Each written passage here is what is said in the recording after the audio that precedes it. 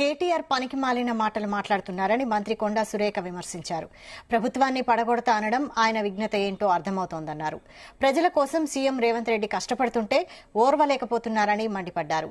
BRS హయాంలో చేసిన తప్పులను రికార్డులతో సహా బయటపెడుతుంటే కేటీఆర్ సహించలేకపోతున్నారన్నారు. హుజూరాబాద్ ఎమ్మెల్యే కౌశిక్ రెడ్డి పిచ్చోడిలా వ్యవహరిస్తున్నారని విమర్శించారు.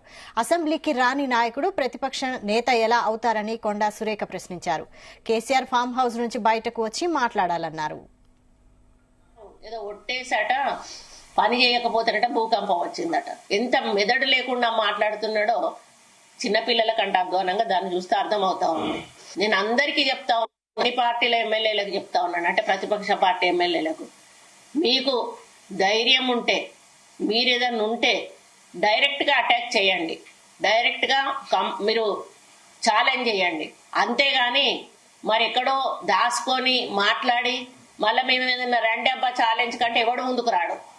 మరి ఈరోజు కేసీఆర్ మైక్ పట్టుకున్నాడంటే అసలు ఇక ఆయన మొత్తం ప్రపంచంలోని ఇక నేనే గొప్ప స్పీకర్ని, నేనే ఒక గొప్ప విమర్శకుడిని, నేనే ఒక గొప్ప ప్రతిపక్ష నాయకుడు. అసలు ప్రతిపక్ష నాయకుడు ఎట్లయితావు ఒకసారి చెప్పు.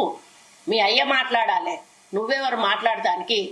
నువ్వు ఒక పార్టీ మాట్లాడుతున్నావు కానీ ప్రభుత్వం గురించి మాట్లాడాలంటే మీ అయ్య మాట్లాడాలి. ఆయనను మాత్రం ఫామ్ హౌస్ కు పరిమితం చేసి నువ్వు బయటకు వచ్చి ఇష్టానుసారంగా నువ్వే మంత్రి నువ్వే రాజు అన్నట్టుగా ఆ రోజు ప్రభుత్వాన్ని నడిపించావు.